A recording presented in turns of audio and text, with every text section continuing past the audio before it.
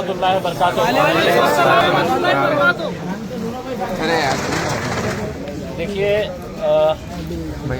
नारे गांव ने हमेशा हमारा साथ दिया और आप लोगों की बेपनाह मोहब्बत है कि जिसकी वजह से आज हम लोग एक बड़ी सियासी ताकत बनकर हम खड़े हुए हैं। मैं जब भी आया यहाँ पर तो एक खुशी के माहौल के अंदर आया, लेकिन आज जब आए हैं हम तो यकीनन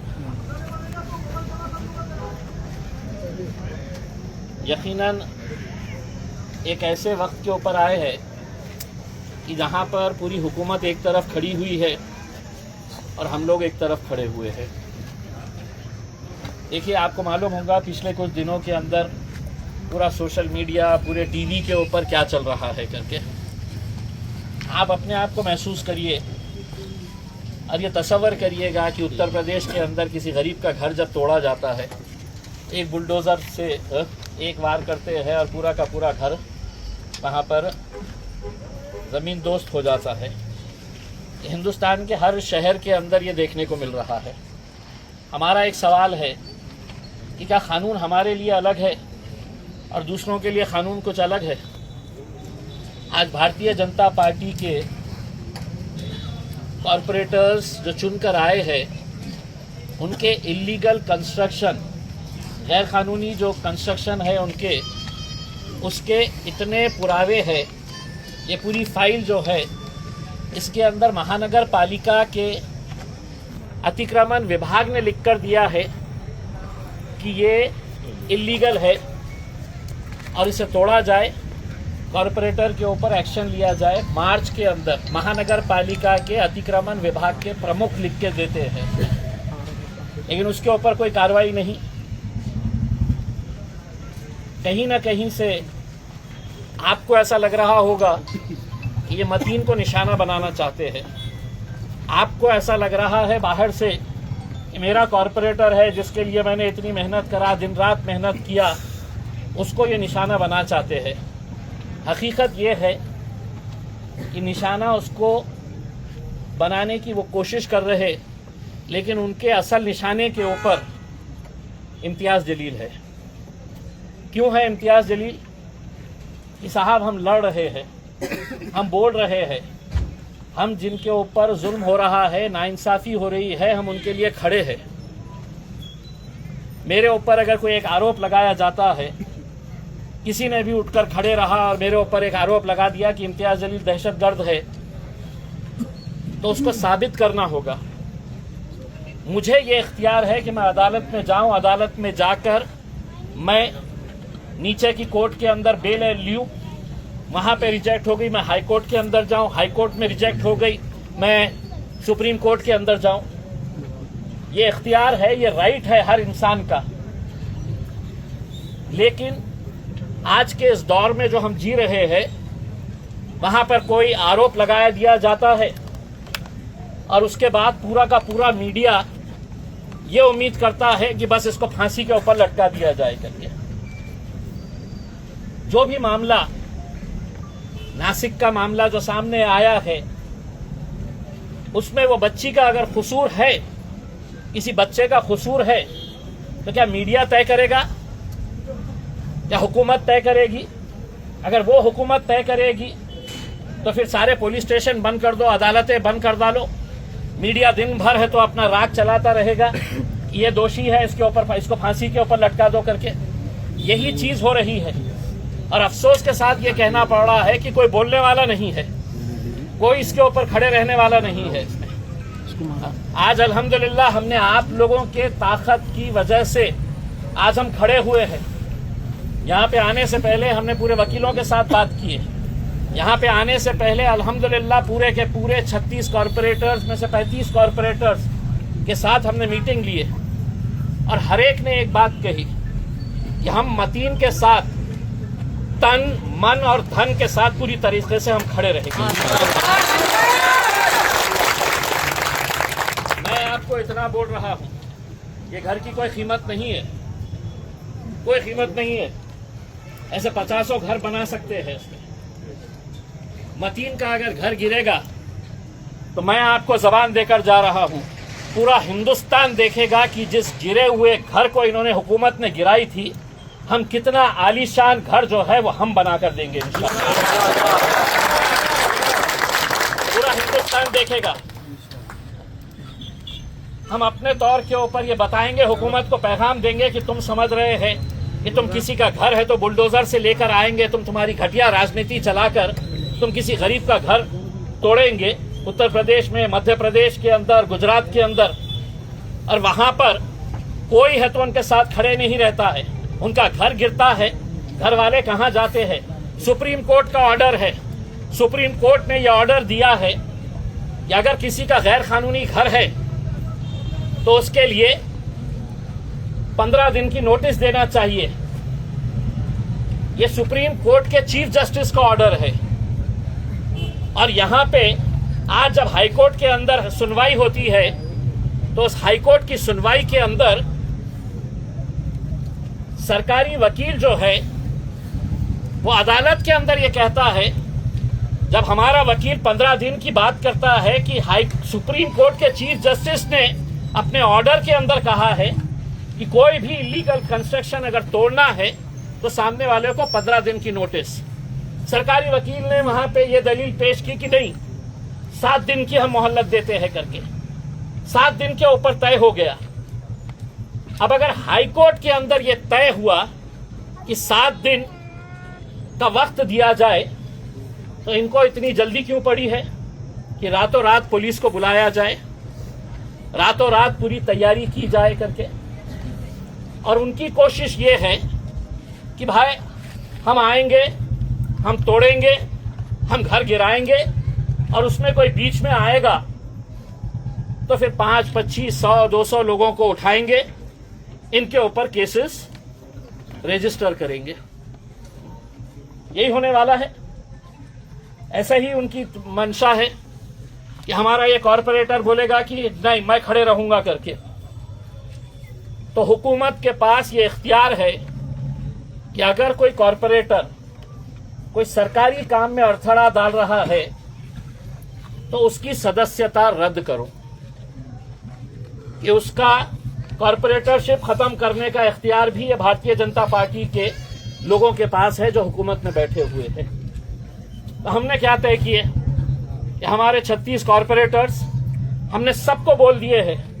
कल किसी ने ये नहीं सोचना कि भाई इन्होंने कुछ बोले नहीं है, उन्होंने कुछ बोले नहीं है करके। कोई कुछ नहीं बोलने वाला है, क्योंकि मैंने बोला हूं इनको, क्योंकि मैं नहीं चाहता हूं कि 36 के 35 हो करके। तो इसलिए हमारी तरफ से कोई भी नहीं बोलेगा।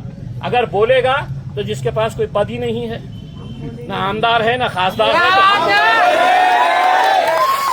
हम बोलेंगे। और हम शुरुआत से बोल रहे हैं, कहीं पर भी हम पीछे नहीं हटे हैं। और इंशाल्लाह आप भी देखेंगे और हिंदुस्तान देखेगा उसमें कि औरंगाबाद के अंदर से एक आवाज उठी थी, जहां पर तुम गिराओ, 1 नहीं 10 घर गिराओ, इंशाल्लाह आवाम है तो वो घरों को बना कर देगी इंशाल्लाह। ये हमारी एक इम्तिहान का वक्त है हमारे लिए। एक बहुत मुश्किल दौर से हम लोग गुजर रहे हैं। मुझे भी मालूम है कि वो तकलीफ मतीन के वालिद साहब को कैसी हो रही होगी, लेकिन आज मैं जब उनके घर से निकला तो मेरा सीना चौड़ा होके निकला कि उनकी वालदा कहती कि ऐसे 10 घर कुर्बान है मेरे बेटे के ऊपर। मतीन की बीवी, बच्चे, उसके घर वाले, उसके वालिद साहब सुबह 5 बजे उठते हैं, कहते हैं कि मैं इशा की नमाज पढ़ने के बाद मैं सो जाता हूं और सुबह 5 बजे उठता हूं करके उसने। तो मैंने उनसे कहा कि आपका यकीन तो और पुख्ता होना चाहिए कि अल्लाह हमारा इम्तिहान ले रहा है।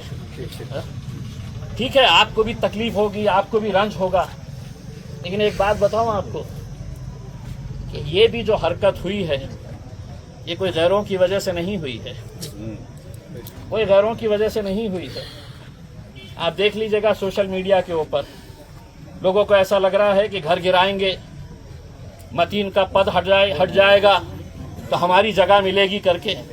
मैं आपको जबान दे रहा हूं कि हम अगर हरसूल से अगर रहीम पटेल को लेके आके यहां पर जिता सकते हैं तो मतीन को हम कहीं से भी खड़े करके हम जिता सकते हैं। लोग बहुत ही सब्र के साथ, बहुत ही सोच समझ कर हम ये फैसला करे हैं। और मैंने अंदर एक बात कहा कि अगर पुलिस आ रही है, बुलडोज़र लेकर आ रही है, तो मुझे बाहर से किसी को लाकर ताकत दिखाने की ज़रूरत नहीं है। नारे गांव ही इतना मजबूत है अल्हम्दुलिल्लाह कि हमको बाहर से किसी को लोगों की जरूरत नहीं। आएगा इंशाल्लाह, आएगा, वो भी आएगा। हमारा सिर्फ आने का मकसद यही था कि हम लोग आपके साथ बात करें और ये बोले कि अगर आज हम नहीं खड़े रहे तो कल कोई नहीं खड़े रहने वाला है। सही बात, बिल्कुल सही। हमको तय करना है, हमको तय करना है। भाई मेरे भी घर में मेरे भी घर वाले हैं, मेरे भी रिश्तेदार हैं, मेरे को भी चाहने वाले लोग हैं जो मुझे समझा रहे हैं कि इम्तियाज़ भाई आप क्यों कर रहे हैं, आपको फंसाने का चक्कर चल रहा है करके, या आपको फंसा देंगे करके। उसमें भाई मेरा यकीन किसके ऊपर है? मेरे अल्लाह पे है। आपका यकीन किस पे है? अल्लाह के ऊपर है। बस अल्लाह की जो भी रजामंदी रहेगी उसके ऊपर हमको लब्बैक कहना है। उसमें वक्त मुश्किलों का आएगा, आने वाला दौर भी मुश्किलों का रहेगा, लेकिन इंशाअल्लाह हम सब मिलके हाथ में हाथ डालकर एक आवाज़ पूरी ताकत के साथ हम लोग खड़े रहेंगे इंशाअल्लाह। और ये मैं समझता हूँ कि मेरा आखिरी सफ़र मैं समझ रहा हूँ कि जब मैं ऐसे माहौल के अंदर आया हूँ, इंशाअल्लाह दोबारा जब नारेगांव के अंदर आऊँगा तो मतीन के साथ आऊँगा इंशाअल्लाह। इतना भव्य यहाँ पर हम इस्तकबाल करेंगे उसका। तो आप समझ सकते हैं कि 36 लोग कॉरपोरेटर है। मतीन मेरा भरोसे का था, भरोसे का है, मतीन के ऊपर यकीन है। इस वजह से मैं उसके साथ ये जो भी हुआ है, बस भाई हमको ये जानकारी मिली है कि सुबह 3 बजे 4 बजे पुलिस वालों को बुलाया गया है। महानगर पालिका का तोड़ू दस्ता यहाँ पर आने वाला है। इनके घर वालों ने फैसला क्या किए हैं आप मालूम है? उन्होंने कहा कि उनको आने दो, हम उनका फूलों से इस्तकबाल करेंगे। ये भी एक मंजर दिखाया जाए हिंदुस्तान को, ये भी एक मंजर आप लोगों की जिम्मेदारी है। इनके मुंह पे अगर तमाचा मारना है तो हमने किस अंदाज में मारना है, ये भी एक पैगाम जाना चाहिए, पूरे हिंदुस्तान को जाना चाहिए कि तुम क्या है, कितने लाख का घर होगा उतने तो इंशाअल्लाह हम पूरी ताकत के साथ खड़े करेंगे, बेहतरीन घर बनाएंगे और पूरा हिंदुस्तान देखेगा। एक एक उसके ऊपर है तो आप देखेंगे कि कैसा जो आज मीडिया वाले हमको इस तरीके से पेश करने की कोशिश कर रहे हैं कि मानो हम कोई दहशतगर्द हो गए हैं करके। कानून सबके लिए अगर बराबर है तो कानून का पालन भी सबको बराबरी के नज़रिए से होना चाहिए। तुम्हारी हुकूमत अगर है कि महानगर पालिका के अंदर और तुम अगर ये समझ रहे हैं कि मैं कुछ भी कर लूँगा करके, तो आज हम खड़े रह के यही सवाल है तो हम अदालत से पूछना चाहते हैं कि अगर अदालत की सुनवाई के दौरान अगर वक्त दिया गया है 7 दिनों का, तो क्या जल्दबाजी हो रही है कि आप 24 घंटे भी इंतज़ार नहीं कर रहे हैं? कानून ये कहता है कि अगर नोटिस इनके घर के ऊपर 24 घंटे की लगाई गई है, दोपहर में 12 बजे अगर नोटिस लगाई गई है तो पूरे 24 घंटे इंतजार करना पड़ता है। आपको इतनी जल्दबाजी क्यों है? उनको ऐसा लग रहा है कि हम गिराकर जश्न मनाएंगे, उनको ऐसा लग रहा है कि हम इनको नीचा दिखाना चाहते हैं करके। उसमें यही उनकी कोशिश है, यही उनकी सोच है कि हम मजलिस को है तो नीचा दिखाएंगे, हम मजलिस को कमज़ोर करेंगे, हम मजलिस के लिए है तो अपना जश्न मनाएंगे कि देखो हमने क्या किया है करके। उसमें पुलिस उनकी, प्रशासन उनका, हुकूमत उनकी, और अगर हम अदालत में अगर जा रहे हैं और अदालत के अंदर जो फैसले हो रहे हैं उसको भी अगर मानने के लिए तैयार नहीं है तो फिर हम जाएं तो जाए कहाँ? ये सवाल रहेगा। आज की सुनवाई के दौरान कॉरपोरेशन का जो वकील था उसने खुद ने कहा कि हम 7 दिन के लिए हम वक्त दे रहे हैं करके। उसने 7 दिन के अंदर, लेकिन इन्होंने तो 24 घंटे भी इंतजार नहीं कर पा रहे हैं इसमें। आप लोग हैं हमारे साथ, पूरे लोग मजबूती के साथ खड़े रहेंगे इंशाअल्लाह। इम्तियाज जलील तुम आगे बढ़ो, हम तुम्हारे साथ हैं। भाई सुनिए, अब ये बात इम्तियाज जलील की नहीं है साहब, ये आप समझ लीजिएगा उसमें। ये इम्तियाज जलील का मतलब नहीं है कि मैं खड़ा हुआ हूँ करके। कल कोई नहीं खड़े रहेगा, ये बात समझ लो आप। कल कोई नहीं खड़े रहने वाला है। आज अगर कोई मुंबई से, कोई नागपुर से, कोई नासिक से, कोई पूना से अगर औरंगाबाद आता है तो इस उम्मीद के ऊपर आता है कि मेरा कोई साथ नहीं दे रहा है, मजलिस मेरा साथ देंगे, इम्तियाज जलील तुम मेरा साथ देंगे, तो उनके यकीन के ऊपर भी हमको खरा उतरने का है। इनकी साजिशों का शिकार हमको नहीं होना है इसमें। इनकी साजिश यही रहने वाली है, ये देखना चाहते हैं कि नारेगांव के अंदर कितना बड़ा विरोध होता है करके उसमें। हम अपने तौर के ऊपर हमारा विरोध फूल बरसाकर, उनकी माँ ने कहा है कि मैं बोलूँगी उनको कि लो फूल पहनाती हूँ मैं तुमको, उसके अंदर तोड़ो मेरा घर करके उसमें। बहुत हिम्मत लगती है मेरे भाई ये करने के लिए। मुश्किल आएंगी, वक्त आएगा, उनको भी ख़राब लगेगा, हमें भी ख़राब लग रहा है करके, लेकिन हम अपने तौर के ऊपर पूरी मजबूती के साथ खड़े रहेंगे। अल्लाह का दामन हम और मजबूती के साथ पकड़ेंगे इंशाअल्लाह। मुश्किल की घड़ी सबकी निकलेगी इंशाअल्लाह, जब हम सब साथ में मिलकर खड़े रहेंगे, साथ में मिलकर लड़ेंगे, उसके अंदर साथ में मिलकर जुल्म के खिलाफ आवाज़ उठाएंगे। मुझे इस वजह से मेरे ऊपर यकीन है कि मुझे मालूम है कि इनकी जो कोशिश है, इम्तियाज जलील अंदर होना चाहिए, इम्तियाज जलील गिरफ्तार होना चाहिए करके उसमें इनकी यही कोशिश चल रही है कि किसी तरीके से मुझे कैसा अंदर डाल सकते हैं। लेकिन उनको भी मालूम है कि मेरे पीछे ऊपर वाले का हाथ है और आप लोगों का साथ है। इसी वजह से हम यहाँ तक आए हैं। इंशाअल्लाह जो भी होगा हम अपने तौर के ऊपर हमारा पैगाम दे चुके हैं।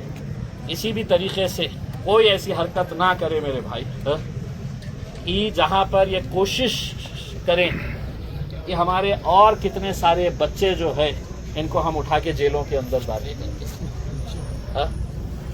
बहुत सब्र के साथ, बहुत सोच समझ के, बहुत दिमाग के साथ हमको ये फैसला लेना पड़ा है, हमने लिए है। अगर इसके अंदर आपको ऐसा लगता है कि हम कुछ गलत जा रहे हैं, आप लोग बताइए। अभी भी हम आपका सुनने के लिए भी आए हैं। अगर किसी को लगता है कि भाई नहीं हमने ऐसा करना चाहिए तो आप अपनी राय ज़रूर दीजिएगा, वरना हमने जो फैसला लिया है उसके ऊपर लब्बैक कहिएगा।